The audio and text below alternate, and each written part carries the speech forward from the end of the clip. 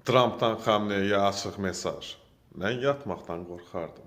Yəni sənin yerində olsaydım yatmazdım. ABŞ prezidenti Donald Trump İranın ali rəhbəri Əli Xamneyə hazırki yerinin ictimaiyyətə açıqlanması ehtimalı barədə xəbərdarlıq edib. Əgər mən İranın ali lideri olsaydım, bir yerdə çox uzun müddət yatmaqdan ehtiyat edərdim, Trump bildirib.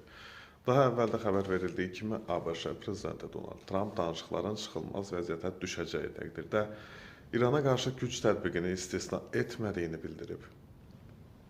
O, hərbi variantın masada qaldığını və Vaşinqtonun buna diplomatiyaya alternativ kimi baxdığını vurğulayıb. Trump həmçinin əlavə edib ki, artıq orada yerləşdirilməsinə baxmayaraq, tezliklə ikinci təyyarə daşıyan gəmi regiona göndəriləcək və bu da Amerika hərbi mövcudluğunu daha da gücləndirəcək. Ağ Ev rəhbəri danışıqlardan müsbət nəticə gözlədiyini vurğulayıb. Lakin o, çıxışlarından sonra sərt bir xəbərdarlıq edib.